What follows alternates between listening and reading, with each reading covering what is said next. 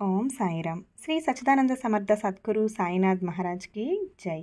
ముందుగా మన సాయి కుటుంబ సభ్యులందరికీ నా నమస్కారములండి. మీరందరూ కూడా ఎప్పుడూ సంతోషంగా అలాగే క్షేమంగా ఆరోగ్యంగా ఉండాలని మనస్ఫూర్తిగా ఆ సాయిని వేడుకుంటూ ఈరోజు వీడియో అనేది మొదలు పెట్టేస్తున్నాను. వీడియోలోకి వెళ్ళే ముందు నాదొక చిన్న రిక్వెస్ట్ అండి. ఎవరైనా మన ఛానల్ని మొదటిసారి చూస్తున్నట్లయితే తప్పకుండా సబ్స్క్రైబ్ చేసుకొని నన్ను సపోర్ట్ చేయండి. వీడియోలోకి వెళ్ళిపోదామా? ఈ వీడియోలో వారాహి అమ్మవారి కథ గురించి తెలుసుకుందాం. అలాగే అమ్మవారి నవరాత్రులు ఎప్పటి నుంచి మొదలవుతున్నాయి, అలాగే అమ్మవారి దీక్ష ఎలా చేపట్టాలి, పూజా విధానం గురించి వివరంగా ఈ వీడియోలో తెలుసుకుందాం.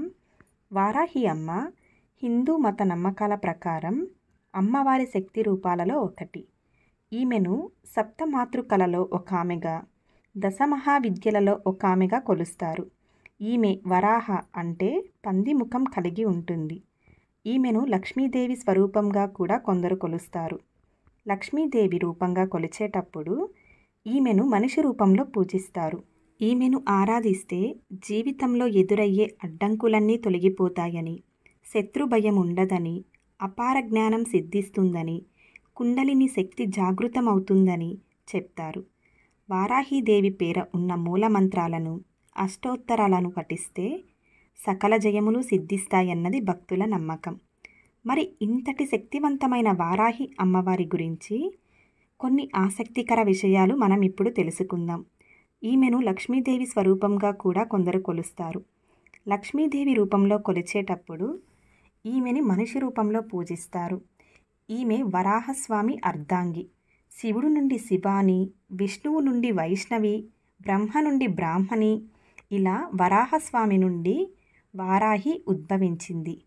దేవి మహత్య ప్రకారం రక్తబీజుడనే రాక్షసుడి సంహారం కోసం దుర్గాదేవి తన దేహం నుండి మాతృకలను సృష్టిస్తుంది. అలా పుట్టుకొచ్చిన మాతృకలతో రాక్షసుడిని, అతని సేనను సంహరిస్తుంది. శుంభుడు దుర్గాదేవిని ద్వంద్వ యుద్ధం కోసం రమ్మని సవాలు చేస్తే ఆమె తిరిగి మాతృకలను తనలో ఇముడ్చుకొని రాక్షసుణ్ణి సంహరిస్తుంది. వామన పురాణం ప్రకారం మాతృకలు అమ్మవారి రూపమైన చండిక నుండి ఉద్భవిస్తారు.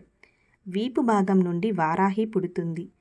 ఈమె వాహనం గేదెగా తెలపబడింది. అయితే రక్తబీజుడి కథలో ఈమె వరాహ రూపంలో శవంపై కూర్చొని ఉండి తన దంతాలతో రాక్షస సంహారం కానిస్తుంది. ఈ శక్తి దుష్టశక్తులను అణచడానికి వీలుగా రూపొందించబడింది. ఈ వారాహీదేవి కవచం పారాయణం చేస్తే ఎంతటి కష్టసాధ్యమైన పనులైనా త్వరగా పూర్తి అవుతాయని చెబుతారు. వారాహి అమ్మవారి దీక్ష చేపడితే కలిగే అద్భుత ప్రయోజనాల గురించి, అలాగే దీక్ష ఎలా చేపట్టాలి, అలాగే పూజా విధానం గురించి ఈ వీడియోలో క్లుప్తంగా తెలుసుకుందాం. శరన్నవరాత్రులు మాత్రమే కాదు, ఏడాదిలో మరో 2 తెలుగు నెలల్లో అమ్మవారికి నవరాత్రులు నిర్వహిస్తారు. అవే మాఘగుప్త నవరాత్రులు, ఆషాఢమాసంలో వచ్చే వారాహి నవరాత్రులు. ఆషాఢమాసంలో పాడ్యమి నుంచి నవమి వరకు 9 రోజుల పాటు వారాహి నవరాత్రులు జరుపుకుంటారు. శరన్నవరాత్రులు, మాఘగుప్త నవరాత్రుల్లో 9 రోజుల పాటు అమ్మవారిని పూజించినట్టే ఆషాఢమాసంలో వచ్చే వారాహి నవరాత్రుల్లోనూ అమ్మవారికి 9 రోజుల పాటు ప్రత్యేక పూజలు చేస్తారు. అలాగే 9 రోజులు నైవేద్యాలు సమర్పిస్తారు, ఉపవాసాలు ఉంటారు, దీక్షలు చేపడతారు. ఈ ఏడాది అంటే 2024వ సంవత్సరం వారాహి నవరాత్రుల తేదీలు జూలై 6 నుంచి జూలై 15 వరకు. వారాహి నవరాత్రులు ఎలా చేసుకోవాలి? వారాహి అమ్మవారి ఫోటో తీసుకొచ్చి దేవుడి మందిరంలో పెట్టవచ్చా, లేదంటే పీట వేసి విడిగా అమ్మవారి చిత్రపటాన్ని పెట్టాలా, ఎక్కడ ఉంచి పూజలు చేస్తే మంచిది అనే దాని గురించి తెలుసుకుందాం. పూజా మందిరాన్ని శుభ్రం చేసి అమ్మవారి ఫోటో పెట్టండి. మొదటి రోజు చిత్రపటాన్ని ఎక్కడ పెడతారో నవరాత్రులు పూర్తయ్యే వరకు అక్కడే ఉంచాలి. అది మీరు దేవుడి మందిరంలో పెడితే 9 రోజులు అక్కడే చేయాలి, లేదా విడిగా పెడితే 9 రోజులు పూజలు అక్కడే చేయాలి. కానీ అమ్మవారి చిత్రపటాన్ని మాత్రం మార్చకూడదు. అఖండ దీపం 9 రోజుల పాటు జాగ్రత్తగా చూసుకోగలం అనుకుంటేనే పెట్టండి, లేదంటే నిత్య దీపారాధన సరిపోతుంది. కలశం పెట్టుకోవాలా వద్దా అనేది మీ పద్ధతిపై ఆధారపడి ఉంటుంది. కొంతమందికి కలశం పద్ధతి ఉండదు, అలాంటి వారు పెట్టకపోయినా పర్వాలేదు. ఉదయం దీపం వెలిగించిన తర్వాత రోజంతా ఉపవాసం ఉండి సూర్యాస్తమయ సమయంలో అమ్మవారికి పూజ చేసి ఆహారం తీసుకోవాలి. ఏ పూజ ప్రారంభించినా ముందుగా వినాయకుడిని ప్రార్థించాలి. ఆ తర్వాత మళ్ళీ ఆచమనం చేసి సంకల్పం చెప్పుకొని అమ్మవారి ఫోటోకి ప్రాణప్రతిష్ఠ చేయాలి. ఆ తర్వాత షోడశోపచారాలతో పూజ చేయాలి. ఆ తర్వాత అంగపూజ, వారాహి స్తుతి చదువుకోవాలి. ఇంకొంచెం సేపు అమ్మవారి ముందు కూర్చోవాలి అని మీరు అనుకుంటే వారాహి అష్టోత్తరం, అలాగే వారాహి కవచం చదువుకుంటూ పూలు, కుంకుమలతో పూజ చేయండి. లలితా అమ్మవారి ప్రజ్ఞ నుంచి వచ్చిన వారాహి అమ్మవారి దగ్గర లలితా సహస్రనామాలు కూడా చదువుకోవచ్చు. షోడశోపచార పూజ అంటే ఇవే. అవి ఏంటో చూద్దాం. అవి మొత్తం 16 ఉపచారాలు. మొదటిది ఆవాహనం, దైవాన్ని ఆహ్వానించాలి. రెండవది ఆసనం, ఆసనం చూపించాలి, అక్షింతలు సమర్పిస్తారు దీని బదులు. మూడవది పాద్యం, పాదాల ప్రక్షాళనకు నీళ్లు సమర్పిస్తారు. నాలుగవది ఆర్ఘ్యం, చేతులు కడుక్కోవడానికి నీళ్లు చల్లుతారు. ఐదవది ఆచమనీయం, దాహం తీర్చుకునేందుకు నీళ్ళివ్వాలి. ఆరవది స్నానం, అభిషేకం చేయించాలి. ఏడవది వస్త్రం, దుస్తులు లేదా అక్షింతలు, పువ్వులు సమర్పించాలి. ఎనిమిదవది యజ్ఞోపవీతం, యజ్ఞోపవీతం లేదా అక్షింతలు సమర్పించాలి. తొమ్మిదవది గంధం, గంధంతో అలంకరించాలి. 10వది పుష్పం, పూలతో అర్చించాలి. 11వది ధూపం, అగరొత్తులు వెలిగించాలి. 12వది దీపం, వెలుగుతున్న దీపాన్ని భగవంతుడికి చూపించి నమస్కరించాలి. 13వది నైవేద్యం, పండ్లు, పానకం, వంటకాలు నైవేద్యంగా పెట్టాలి.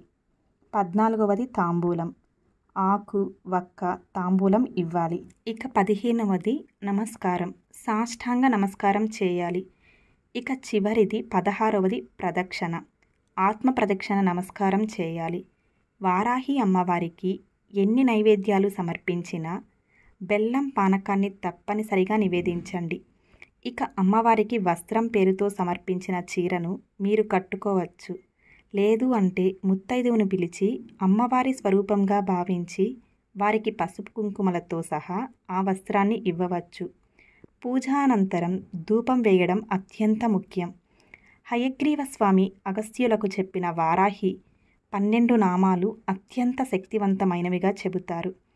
పంచమి, సమయ సంకేత, దండనాద, వారాహి సంకేత, పోత్రిని, శివ, మహాసేన, వార్తాలి, అరిగ్ని, ఆజ్ఞ, చక్రేశ్వరి అనే 12 నామాలుగా పిలుస్తారు. ఈ 12 నామాలను ప్రతిరోజు 11 సార్లు పఠిస్తే అద్భుతమైన ఫలితాలను పొందవచ్చు. దీక్షా నియమాలేంటో చూద్దాం. వారాహి అమ్మవారి దీక్షను చాలా నిష్టగా చేయాలి. 9 రోజుల పాటు బ్రహ్మచర్యం పాటించాలి. సాత్విక ఆహారం తీసుకోవాలి. ప్రత్యేకంగా దీక్ష చేయలేం అనుకున్నవారు నిత్యం దీపారాధన చేసి నమస్కారం చేసుకున్నా సరిపోతుంది. వారాహి అమ్మవారిని పూజిస్తే ఎలాంటి ప్రయోజనాలు కలుగుతాయో ఇప్పుడు చూద్దాం. లలితాదేవి నుంచి ఉద్భవించిన వారాహిని పూజిస్తే అహంకారం తగ్గుతుంది. కష్టాల్లో ఉన్నవారు, భూ సంబంధిత తగాదాలు ఉన్నవారు, కోర్టు కేసుల్లో చిక్కుకున్నవారు వారాహి అమ్మను పూజిస్తే మంచి పరిష్కారం దొరుకుతుంది. వారాహి అమ్మవారిని పూజిస్తే శత్రునాశనం జరుగుతుంది. అమ్మవారు సస్యదేవత కాబట్టి రైతులు పొలంలో వారాహి అమ్మవారి చిత్రపటాన్ని పెట్టి ఈ 9 రోజులు పూజ చేస్తే పంట దిగుబడి బాగుంటుంది. వారాహి అమ్మవారి ధ్యానం దీర్ఘకాలిక వ్యాధుల నుంచి ఉపశమనం కలిగిస్తుంది. అయితే భగవంతుడి కరుణ కోసం పూజలు చేయాలే కానీ కోరిన కోరికలు తీరాలి అని కాదు. మీరు భక్తితో పూజిస్తే ఆ అమ్మకు తెలుసు ఏమిస్తే మీకు మంచి జరుగుతుందో అని. ఇక పరిహారాల విషయానికి వస్తే ఎన్ని పూజలు పరిహారాలు చేసినా మీ కోరిక తీరడం లేదు అని అనుకునేవారు 3 అక్షరాల బీజమంత్రాన్ని అనుకొని చూడండి. 10 నిమిషాల్లో తీరుతుంది. లక్ష్మీ స్వరూపమైన వారాహీదేవిపై నమ్మకం ఉంచి ఈ మంత్రాన్ని జపించాలి. ఆ మంత్రం ఏమిటో ఇప్పుడు చూద్దాం. ఐం క్లీం సౌ. మరొకసారి ఐం క్లీం సౌ అనే మంత్రాన్ని 11 సార్లు కానీ 21 సార్లు కానీ మీ వీలును బట్టి ఎన్నిసార్లైనా జపించవచ్చు. ఇలా చేయడం వల్ల మీ సమస్యలకు పరిష్కారం అనేది దొరుకుతుంది. ఏదో ఒక రూపంలో మీ సమస్యను తొలగిస్తుంది. అమ్మవారికి శుక్రవారం అష్టమి తిథి కలిసి వచ్చిన రోజున 6 గంటల నుంచి 10 గంటల లోపు దీపధూపం నైవేద్యం పెట్టి భక్తి శ్రద్ధలతో అమ్మవారి పూజ చేసుకొని 3 లవంగాలు అరచేతిలో తీసుకొని ఈ మంత్రాన్ని 26 సార్లు అనుకోండి. మీరు ఏమి కోరుకుంటే అది వెంటనే తీరుతుంది. నరదిష్టి, చెడు దిష్టి, ఎదుటివారి శాపం వంటివి తగలకుండా ఉండేందుకు శుక్రవారం రోజున అష్టమి తిథి పంచమి నాడు అమ్మవారిని పూజించాలి. ఈరోజు అమ్మవారికి చాలా ఇష్టమైన రోజు. శుక్రఘోరల్లో ఈ పరిహారం చేస్తే కష్టం అనే మాటకు అసలు చోటు ఉండదు. మీ అందరి మీద ఆ వారాహి అమ్మవారి అనుగ్రహం ఉండాలని మనస్ఫూర్తిగా కోరుకుంటూ ఈ వీడియోని ఇంతటితో ముగిస్తున్నాను. ఈ వీడియో మీకు నచ్చిందని అనుకుంటున్నానండి. మీకు కానీ నచ్చినట్లయితే ఒక లైక్ చేయండి, అలాగే షేర్ చేయండి. మరికొంతమంది భక్తులకి మన వీడియో అనేది చేరుతుందన్నమాట. మీ అమూల్యమైన అభిప్రాయాలను, అలాగే మీకు ఇంకేమన్నా డౌట్స్ ఉన్నా కామెంట్ బాక్స్లో కామెంట్ చేయండి. మరిన్ని ఇలాంటి వీడియోస్ కోసం మన ఛానల్ని తప్పకుండా సబ్స్క్రైబ్ చేసుకోండి. మరి ఒక బాబావారి చక్కటి వీడియోతో మళ్ళీ కలుసుకుందాం. Thanks for watching. Om Sairam.